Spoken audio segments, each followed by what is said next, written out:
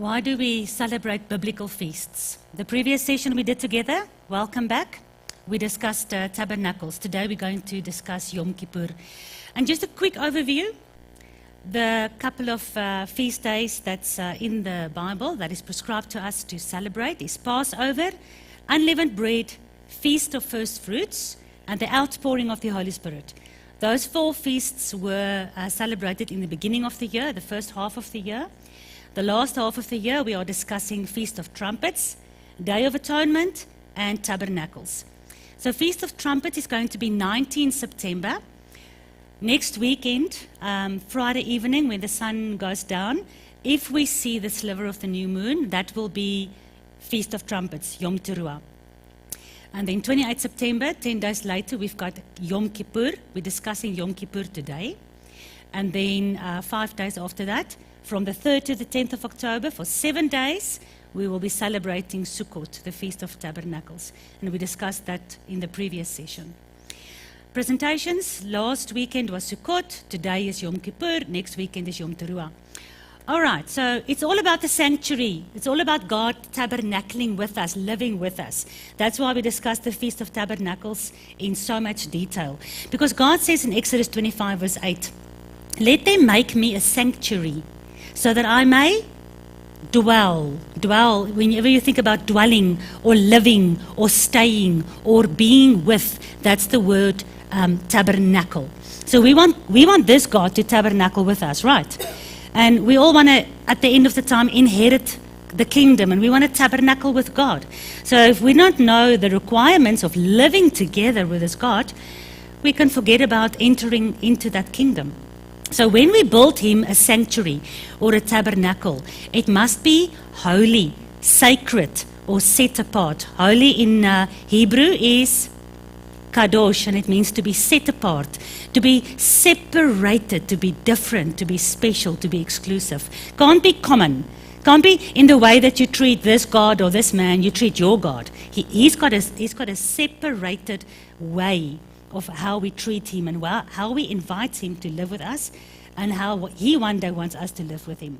So, he does not, this God of Genesis, this God of Abraham, Isaac, and Jacob, he cannot dwell in defilement.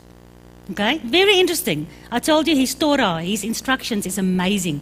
Look at one of his very special, very clever little instructions. Deuteronomy 23:12.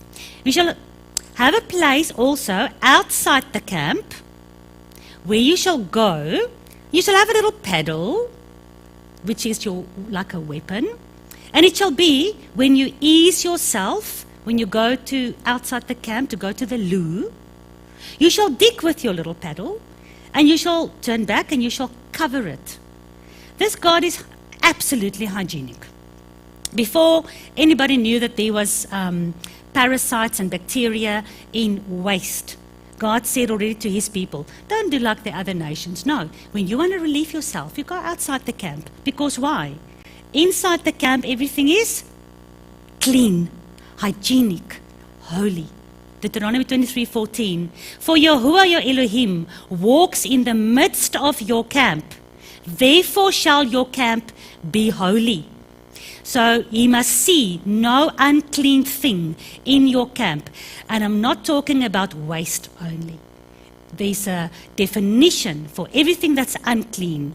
It includes even symbols that is used for pagan idolatry that we bring inside the camp, and we think we can serve God with it. He says he doesn't want to see any unclean thing in your camp. For him, it's like a waste product. Your camp must be holy, clean. His sanctuary. Sanctuary is where you are safe. You must be safe there. God must feel welcome and safe inside the tabernacle with you, dwelling with you. So Yahuwah is holy, kadosh, sacred or set apart, and he lives only in a holy place, his sanctuary. All the utensils that's used in the sanctuary, everything we use to serve him with, must be holy. All the priests and their garments must be holy. And so must every person be holy that dwells with Yahuwah in the camp. Even if you live on the outside of the camp, on the outskirts, there in tent number 365,000, you are part of the camp. Inside the borders, you have protection in this camp. And you're under the cloud of Yahuwah. As Israel came out of Egypt, out of defilement, they were inside the camp, they were under the cloud. Because now you're in the presence of an Almighty God. So your camp must be clean. We are set apart for His purpose. No other gods can claim your time or your devotion or your love or respect. We are set apart from this world. We are not part of this world. We are in this world, yes, but we are not from this world. And therefore we must be kadosh. We must be holy, different from the rest of the world. We must even be set apart from all the traditions of the pagan nations, because the traditions may look attractive, but they will lead you astray. And you might bring those traditions inside the camp. And to God, that is like poo. It's like waste. It's defiled. He wants that outside His camp. How would Israel know exactly what it means to be holy? What did we learn? What does it mean to be holy? You walk around, you don't say nothing wrong, you don't think wrong, you even look like you are so peaceful on the inside. I always looked at some people and thought, oh, they're so holy. I can never be holy, because every time I drive behind a taxi, I'm not holy anymore. So what does holy mean in the definition of the Bible? What do we have to do to be holy? What must we not do to remain holy? How must we live to live a holy life? It's actually easy, guys. It's not trying to follow somebody that looks holy and then you try to get to that standard. It's not a standard. To be holy is written up for us in the Bible, in God's law. It explains to us what to do and what not to do, so that we can be holy inside this camp where we want Him to be with us. If Israel forgot how to be holy, Moses would take out the witness out of the ark, and he would read it to them again and again, and they would teach their children. And that's why it was so beautiful in ancient times. Israel had to teach their children and their children's children, and that's how they learned the Torah. We don't do that anymore. Maybe we have a bit of Bible study. Maybe we read a little bit together and we pray a little bit together and we go to bed. But we don't teach the instructions of God like they used to, because they knew what God said. This is my way to be holy. And they talked with their children when they were on the way, when they go to bed, when they woke up. They had it written on their hands and on their foreheads. They knew how to live holy because they had to live holy. If they weren't holy, what happened to them inside the camp? They were thrown out. So you had no choice. You had to live holy. So we do the same. We learn from God. We let Moses teach us God's instructions on how to live holy so that we can live tabernacle with Him. But sometimes things go wrong. And that's why God gave us Yom Kippur, the Day of Atonement, the day for repentance and forgiveness. Because otherwise there would have remained how many people inside the camp? God would be alone. There would be no people. If it wasn't for Yom Kippur, if it wasn't for the blood of the atonement sacrifice, we will all be kicked out of the camp.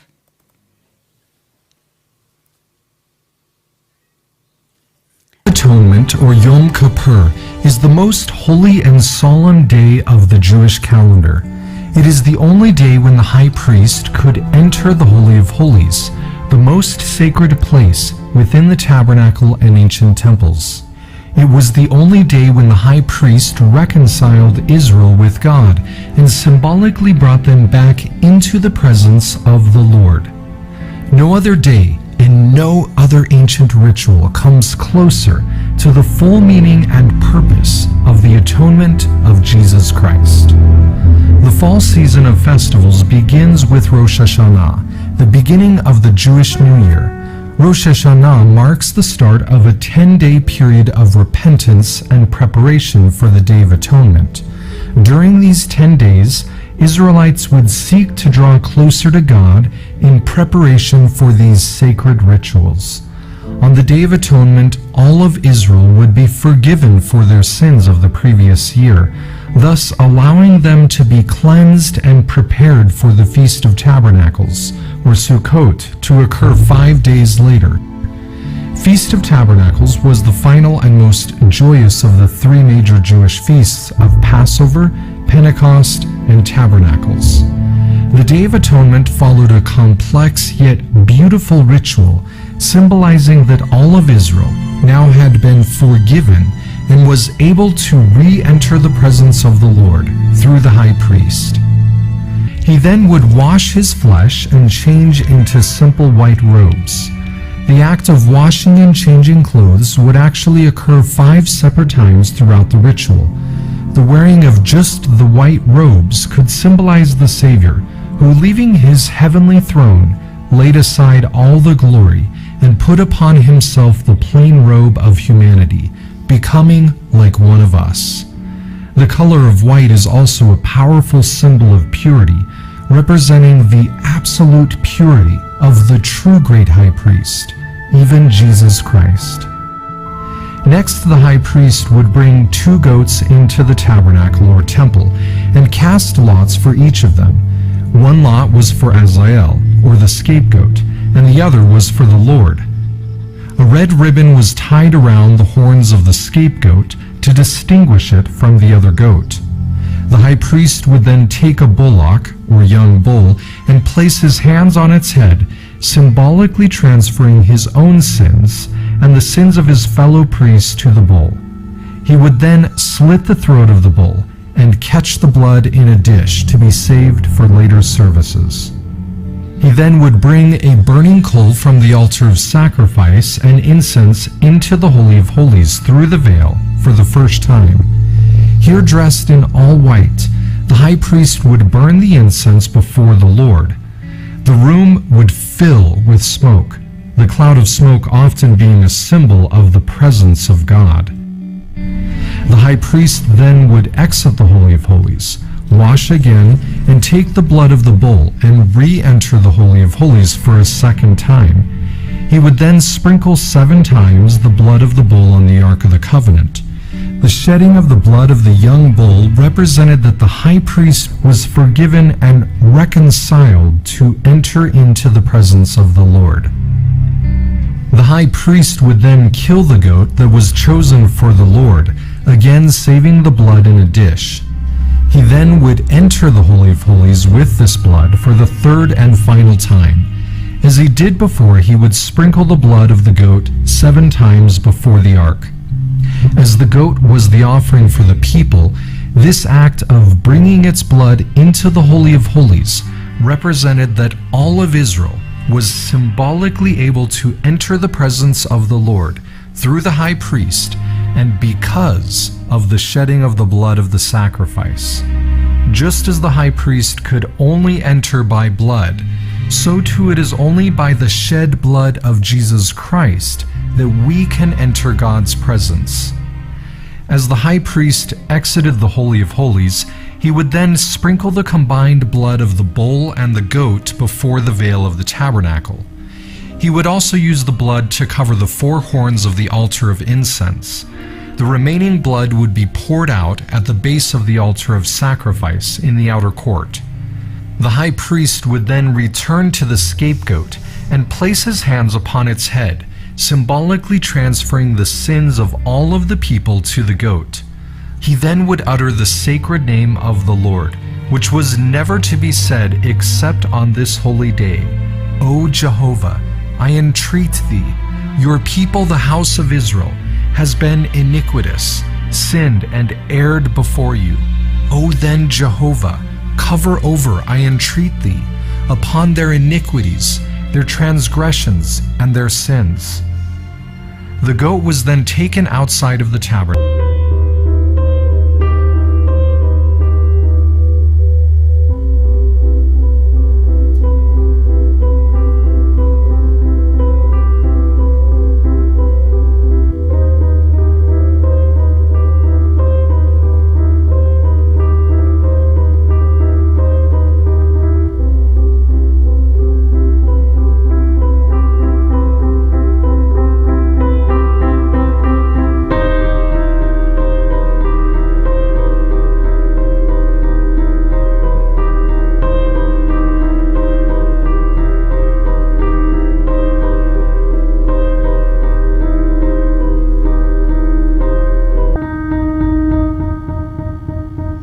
Sedek Afar means to cover. Yom Kippur, the day of covering. Something covers something else. The only thing that can ever cover sin is blood. There's no magic wand available to take sin away. There's a journey from the altar all the way into the holiest of holies.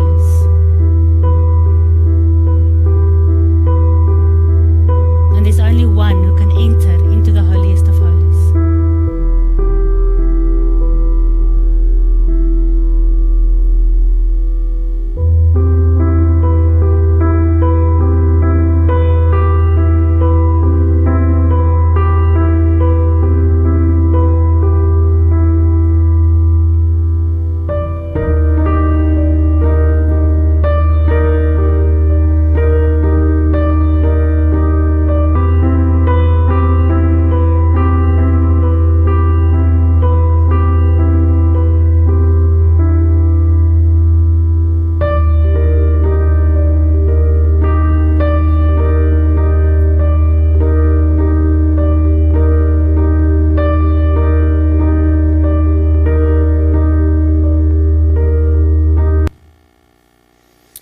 So, National Geographic calls it Jewish feasts. When God called these feasts out, there was no Jew in sight. And God says, these are my feasts. So thanks, National Geographic, beautiful video clip, but that's the only critic I have. It's not a Jewish feast. Yom Kippur, the Day of Atonement.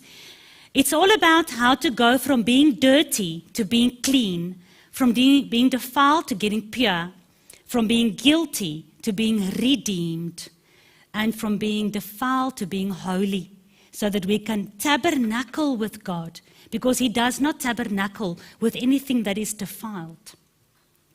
Like covering blood with sand. You know that if you spill blood anywhere, the only way to really get that blood covered is to throw sand on it. Then you don't see the blood anymore. It's covered with the sand. That is what Kippur means. You cover something so you don't see it anymore. Kippur means to be covered. The whole year in the days of Israel, all the sin that they repented of during the year, on the day of Yom Kippur, was covered, all right, and taken outside of the camp. What happens to sin? Jesus, please forgive my sin. Amen. What happens to the sin? It goes somewhere. Sin can't disappear. It's like energy. What is that? Einstein's law of thermodynamics. Energy are not created and cannot dissipate. It goes somewhere. Where does the sin go? There's a compilation, a versameling. Sin heaps up. And that's why Yom Kippur, there was a specific day when all the sin of the whole year that was repented and forgiven was on this day. You saw the priest put his hand onto Azazel, the scapegoat, and all the sin of the camp and of the priest was transferred and taken outside of the camp. Remember where Yeshua died, inside or outside Jerusalem. Sin, what is Yom Kippur about? It's about sin. It's about repentance, forgiveness, atonement, getting your unholiness forgiven and covered. So when God looks at you, He doesn't see like Adam and Eve got naked. The moment they disobeyed, God saw them naked, and He had to cover them. He had to slaughter something to cover them. And now when He looks at you, He doesn't see your shame, your nakedness, your defilement. He looks at you through the blood which is covering you. It's not just a magic wand that is 1, 2, 3, now your sins are forgiven. Something had to give blood. Something had to die in your place because you deserve death. Wages of sin is death. So either you die or the sacrificial animal dies, or the one that was prophetically appointed dies. Numbers 29:7. You shall have on the 10th day of the 7th month, which is a biblical month, it's not a Gregorian calendar month, on the 10th day of Tishri, the 7th month, you'll have a holy convocation. It means a set apart appointment. It's a date we have with God. You shall afflict your souls. Why? Yom Kippur is about sin, repentance, and forgiveness. It's not like tabernacles where we are joyous, and we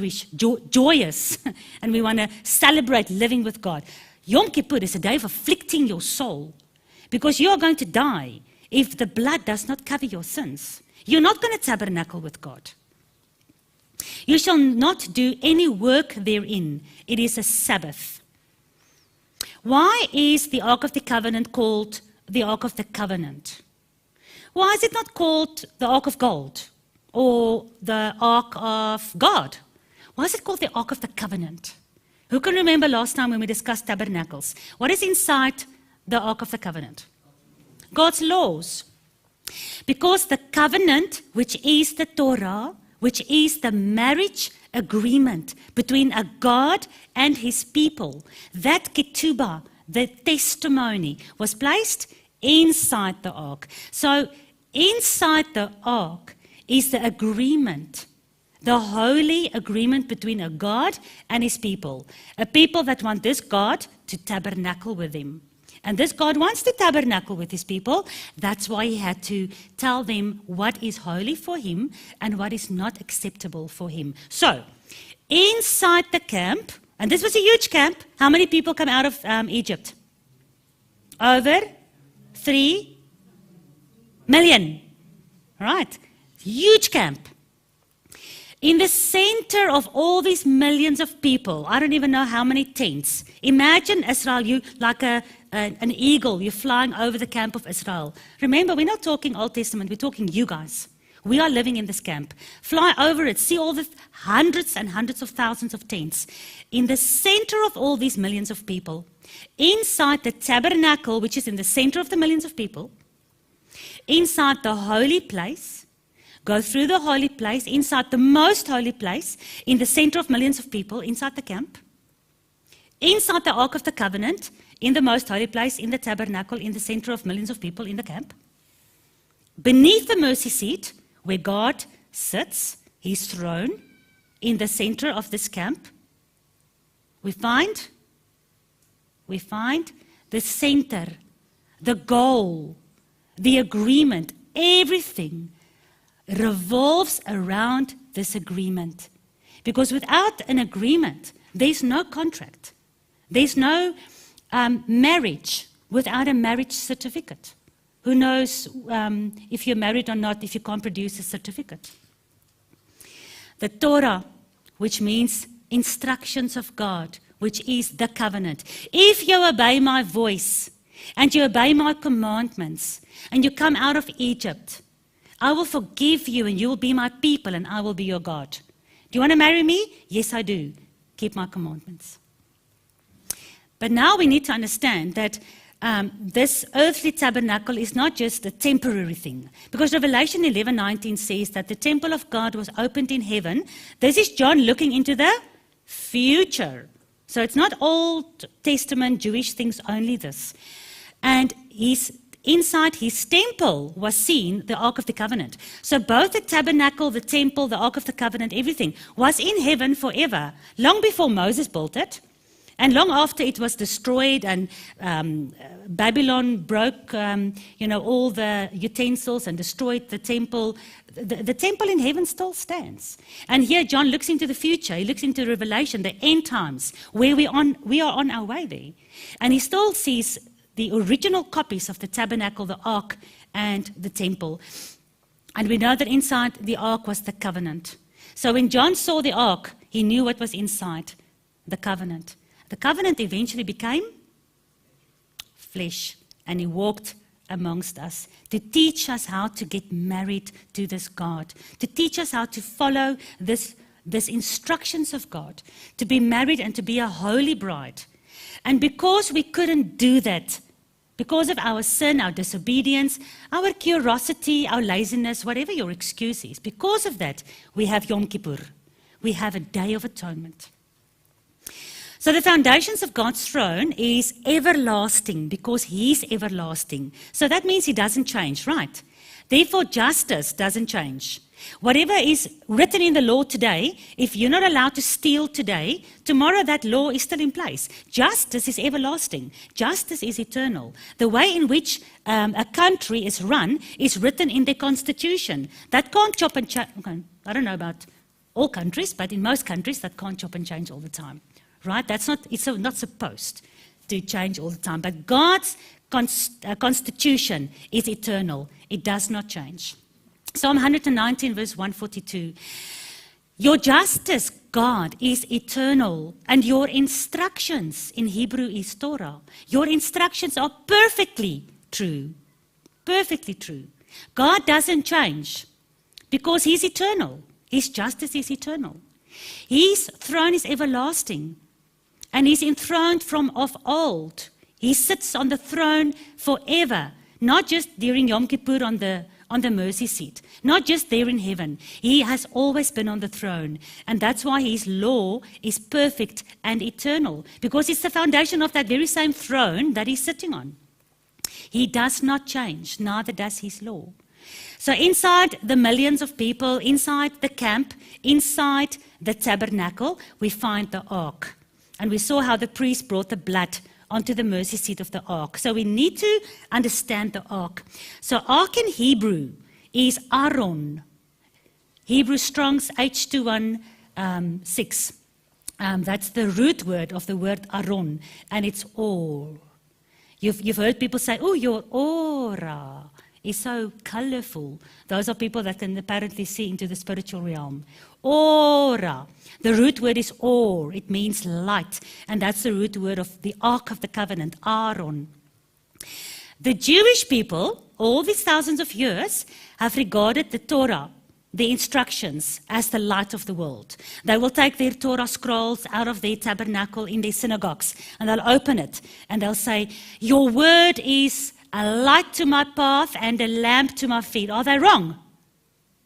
No, they're right. His word is the light. The Christians, all these thousands of years, have regarded Yeshua as the light of the world. We see Jesus hanging on a cross. We know that He was born for us, not on Christmas Day. And He's the light of the world. Is the Christians wrong? No. Yeshua is the light of the world. How can both Jewish people and Christian people be right? How can they both be right? Because Yeshua and the Torah is both light, the light of the world. The Torah was spoken by the mouth of God, right? Thus the Torah is the Word of God. But Yeshua is the Word of God, John 1 verse 1. So the light of the world, the Torah, became flesh, Yeshua, to teach us how to understand Him. He's the Word of God. He teaches us how to live so we can be the bride, so we can tabernacle with our Creator. Yeshua says in Matthew 5:17, do not think that I came to destroy my Father's instructions or anything the prophet said. I have not come to destroy, but to fulfill. We are taught that means that he came to end it. But what does the word fulfill mean? Does it mean to end or to bring to a conclusion? Fulfill in the Greek, because the New Testament we only have in Greek today, the Greek is pleru. If I say it incorrectly, some of you Greek scholars might have the right pronunciation. But pleru means to level up a hollow place, to fill up a hollow place, to fully preach something that wasn't understood before, to make something perfect, and to supply the full meaning. So Yeshua said, don't think that I came to destroy my Father's instructions, because my Father's instructions is the ketubah that is found inside the ark, that's found inside the tabernacle, that's found inside the camp, inside the millions of people. How does these people live to be a people to their God, and their God can be a husband to them? Yeshua came to explain that to us, because we had it written on stone for 4,000 years. And we didn't love God with our whole heart. So Yeshua came to fulfill, to level up our hearts so that we can be obedient to this husband with all our heart. And He came to make that hollow place, to fill it up, because He's the living Torah. He's the Torah that became flesh to come and teach us, to fully preach the explanation of this marriage agreement. Romans 10:4. Oh, the Bible says Yeshua is the end of the law for righteousness to everyone that believes. So I'm fine, I believe. So the law has, what does Paul say? The law has ended. Yeshua is the end of the law. Lovely. Because it's difficult to keep all those laws, you guys. Oh, it's so burdensome. All right. But again, is that what, because the rest of the Bible doesn't say Yeshua ended the law. Yeshua said He came to teach us His Father's instructions. So what does this mean? End of the law. He ended the law. Over and done with. That's the end of it. One verse where the rest of the Bible says, learn my ways. Follow on my track. I'm the light in the darkness. Where do you walk? You don't know where to walk. So if the law, which is the light of my path and the lamp to my feet, if it ended, how do I know where to walk? Because the Bible says this world is covered in darkness, and God's word is the light in the darkness. So what did Paul mean? Did he really mean end of the law? I don't know. I can't just make up my opinion. Neither can any religious system. We need to look at the original language from which this word was translated. End in Greek is telos. Are there any Greeks here? Just find any Greek that's got a Greek cafe. Ask him, what does telos mean? What will he tell you? Will he tell you it means end? Or will he tell you that it means to set out a definite point or a goal? It's a conclusion of a specific act. It is the result or the purpose of that act. That is what telos mean. So when Paul wrote, Messiah is the end goal. Messiah is the conclusion. Messiah is the result. Messiah is the purpose of the law for righteousness to everyone that believe. Not Messiah is the end. Messiah came to explain to us the purpose of His daddy's instructions for a people that is inside of Egypt that needs to come out so that He can take them into the promised land. He is the goal of the Torah. So when you look at the Torah written on stone, that Torah shows to you Torah on flesh. I'll give you a new heart. I'll write my law on your heart. I'll take out your stony heart and I'll give you a heart of flesh. The Torah on stone is the Messiah is the end goal. If this is Messiah and this is the Torah on stone, the end goal of that Torah on stone is the Torah in flesh. So that we can live this journey from Egypt all the way into the promised land, living in this tabernacle. While we're in the wilderness, are we in the promised land yet? No, we're on our way. So how do we live? Inside the camp, because the Bible says God walks in your camp. Your camp must be holy. How do we know? We look at the Torah and we see the end goal. We want to live with you. Teach us how to live so you can be welcome in our camp. John 1 verse 4. In Him, Yeshua, the living Torah, was life, and the life was the light of men. Yahweh said that the Torah, His instructions, is life. Leviticus 18:5. You shall therefore keep my statutes and my judgments, which if a man keeps them, he shall live in them. How do I live? Father, teach me how to live. Deuteronomy 30. Turn unto Yahweh your Elohim with all your heart and all your soul. For this commandment is not far away hidden from you. It's not there in Jerusalem, so you must now buy an airplane ticket and go to Jerusalem and go dig up some instructions, or it's not hidden from you. Neither is it far away from you. It is not all the way up there somewhere in heaven, so we must wait for God to please reveal it, just reveal it to us. It is not, He says, that you should say, who shall go up for us to heaven? And to bring it down so we can hear these instructions so that we can do it. God says, no, don't worry. It's not there up in heaven. Stop looking. It's not there. Neither is it beyond the sea, that you should say, who shall go over the sea for us and bring it to us that we may hear and do it? So if it's not all the way up there, dur ergens ver bo hoog in die hemel, and it's not down deep in the deepest, darkest ocean, where is it? Where is this mysterious word, instruction, way of life? Where's the secret to living with a God of eternity? Where is it? Where is it? What does the Bible say? But the word is actually very near to you. It's in your mouth. It's in your heart that you may do it. So both Yeshua and the Torah is light. Both Yeshua and the Torah is life. Both Yeshua and the Torah is close to us. It's not far away. And inside the tabernacle in the wilderness, then, in ancient history, but now it's inside of us, and it's going to be in the New Jerusalem one day. We saw that John saw the temple and the tabernacle and the covenant in the temple when he saw the prophetic future visions. Yeshua is the Torah, is the Word of God. There's no Old Testament, New Testament dispensation to be found in the Word of God. Do you see a pattern? Can you see a pattern from this Torah, Yeshua? Both is light, both is life, both is close to us. It's not far away. Both of it is instructions to life. Do you see a pattern? Because this Word of God was put inside the ark. It's not far away from you. Israel, you're living around the tabernacle in your tents.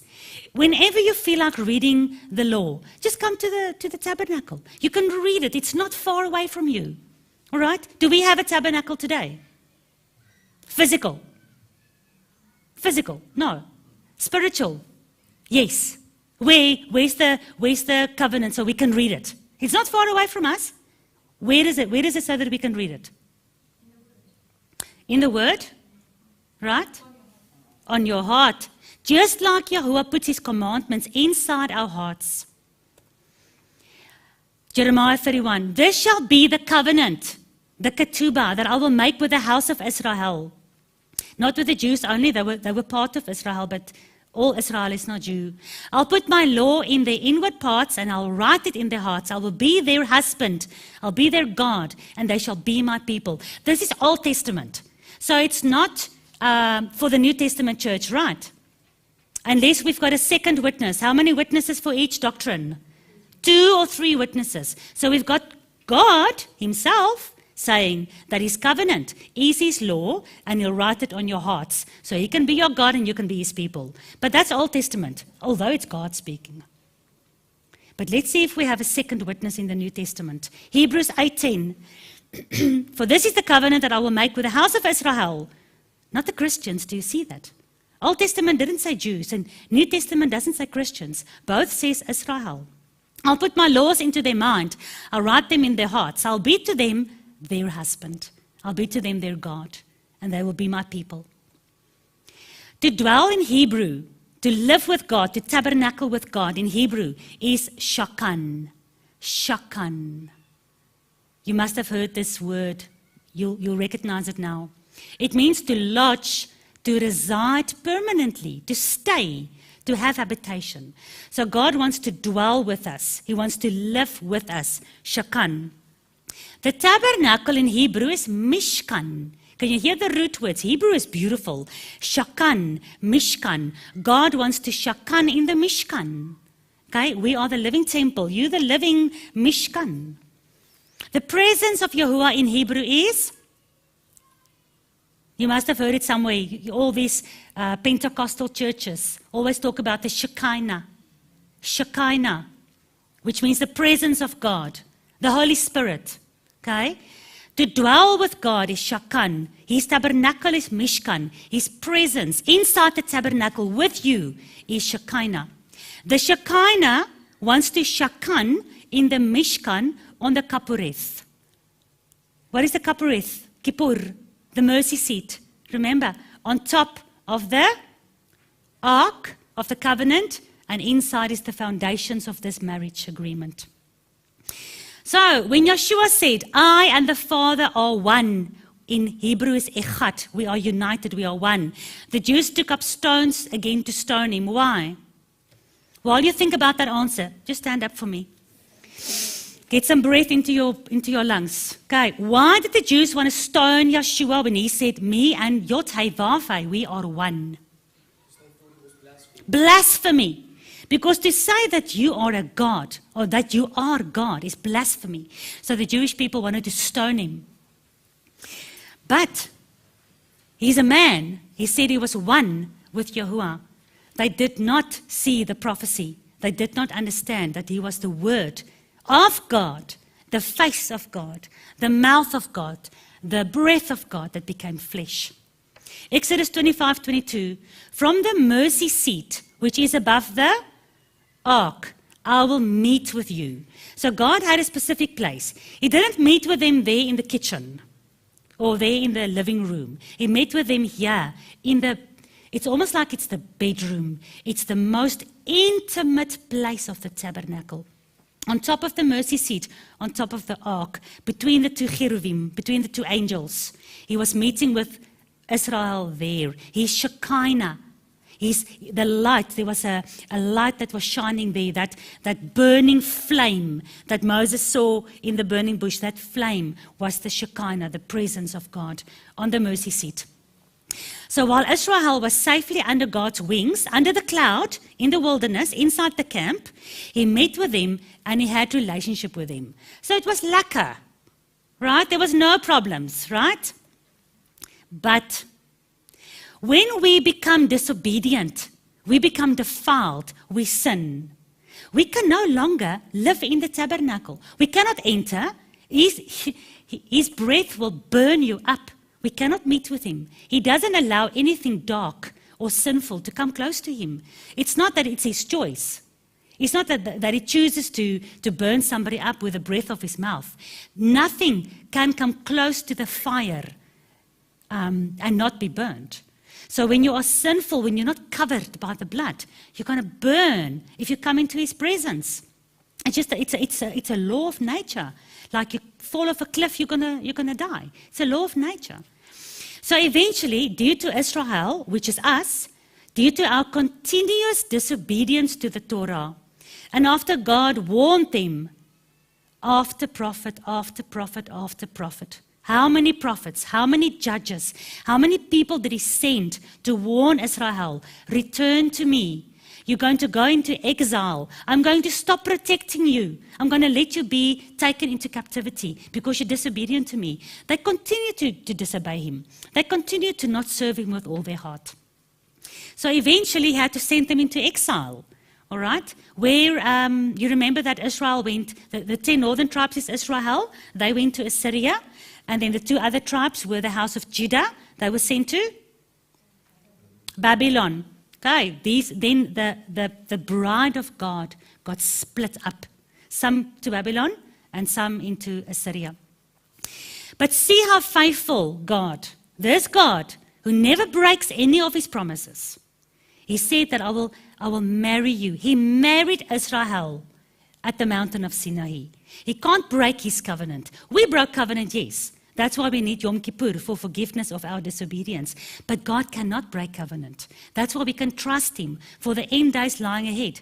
He's proven himself. Look at how he proves himself that he will help this unfaithful bride. Because now remember, we've been sent into exile. The 10 northern tribes is the lost sheep from the house of Israel. We've been sent into exile because of disobedience to his ketubah, his agreements. But he promises, and he says, Ezekiel 11:16, Yahweh says, although I've cast you far among the heathen, and although I've scattered you among all the countries of the world, I will be to you as a little sanctuary, a little tabernacle. In the countries where you have come, your parents are from Ghana and Madagascar, some of you are from Holland, some of you from America, who knows? But in every country where I have scattered you, I will be to you a little sanctuary. God says, don't think that our covenant is over. Just because you have disobeyed me and the covenant is broken, it's not over. I will be there where you are, in South Africa or which country you are, I'll be to you a little sanctuary. Ezekiel 11:17, Yahweh says, I will gather you from all these people. I will assemble you out of every nation, tribe, and tongue where I have scattered you, and I will give you the promised land. It's not about being Jewish. He's not even talking to the Jewish people here. He's talking to the 10 northern tribes, the house of Israel. I will give them one heart, and I will put a what?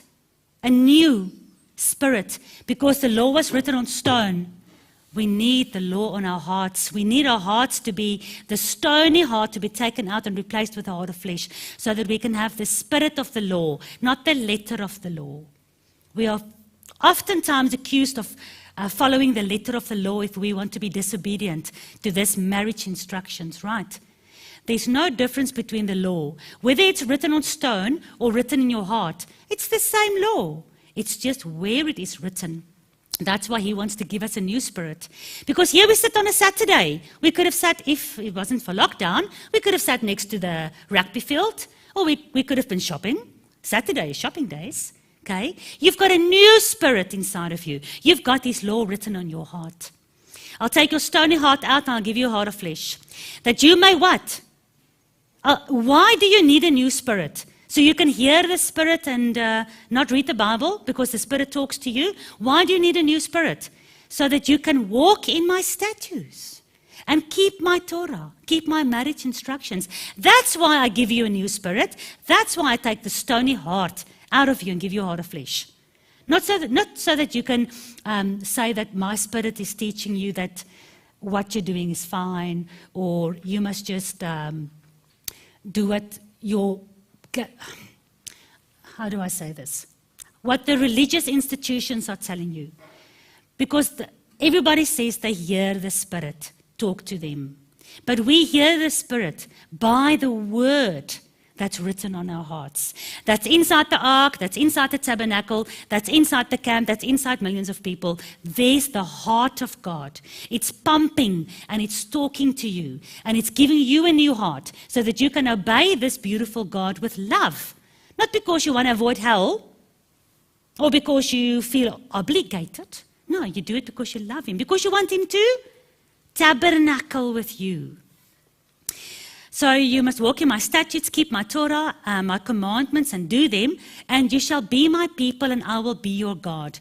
I've read through the Bible quite a few times. I've never found a place where he promised that he will be our husband and we can be his bride unless he couples that with us living in his instructions. Your husband is going to leave you if you continue having coffee with another man somewhere else. He's going to leave you because his instructions is, you can have coffee with somebody else if I go with you.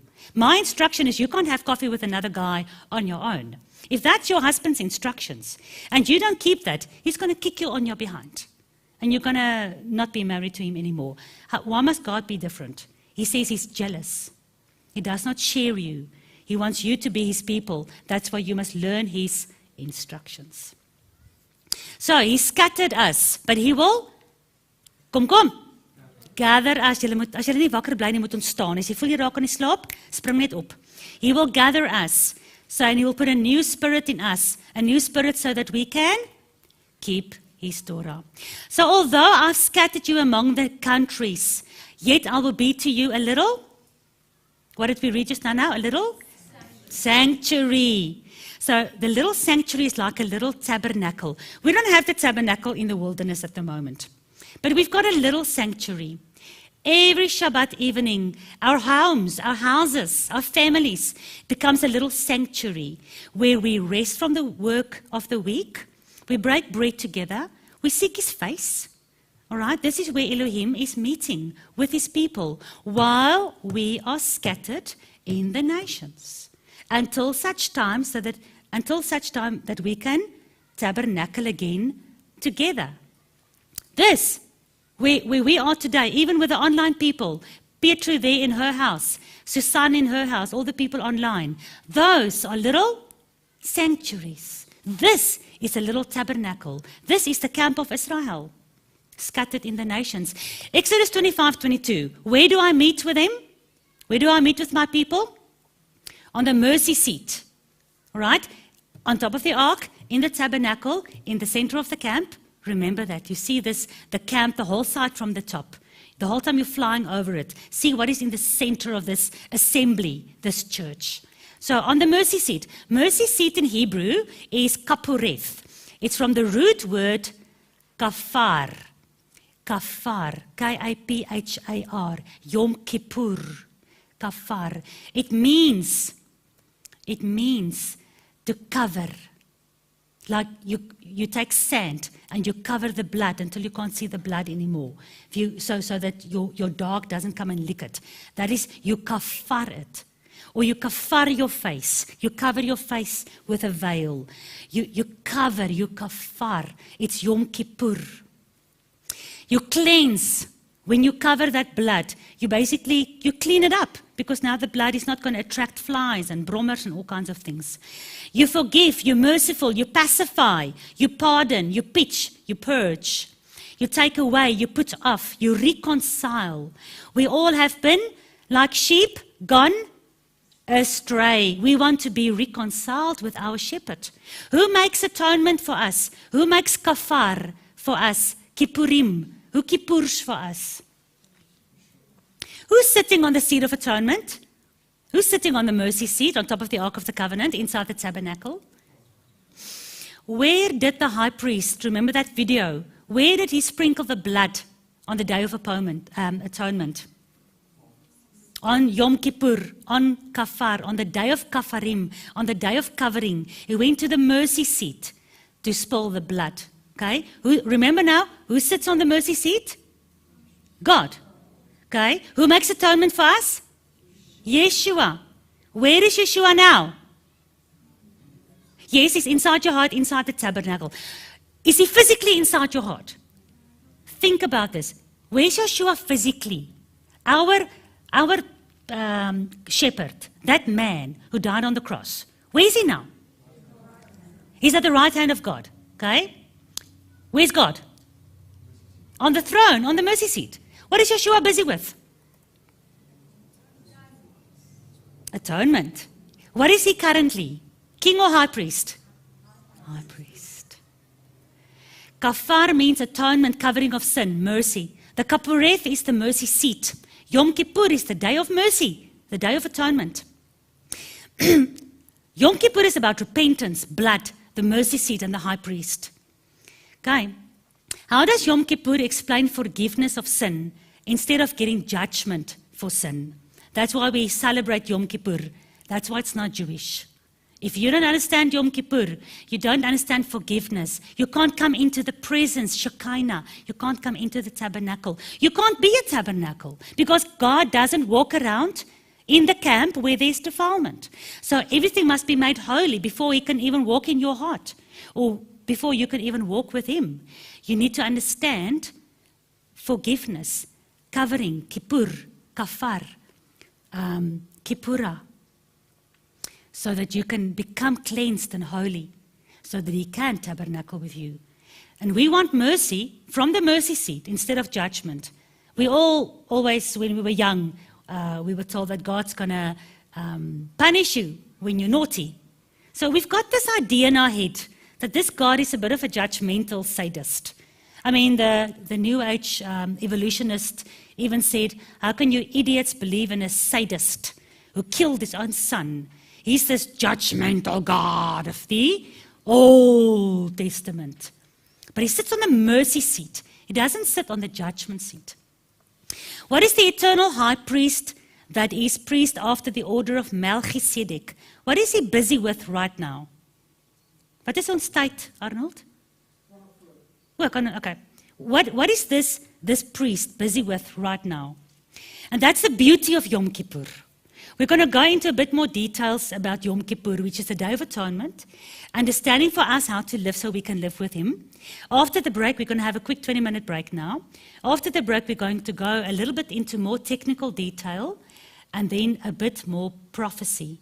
Because Yom Kippur, if you don't get your sins covered on Yom Kippur, and if you don't bow before the God who sits on the mercy seat of Yom Kippur, if you don't let the high priest of Yom Kippur do his work, The only alternative that is left for the future Yom Kippur is the judgment seat instead of the mercy seat. It's judgment instead of mercy. And it will be a judge instead of a high priest. And it will be your own personal responsibility that you will have to answer for before the throne of God. Because now you're not covered. You're standing there like Adam and Eve, naked and ashamed. So Yom Kippur is more important than most people think or understand. And we'll continue breaking it down for you to understand in little pieces of bread after the break. 20-minute break, and then we'll be back online.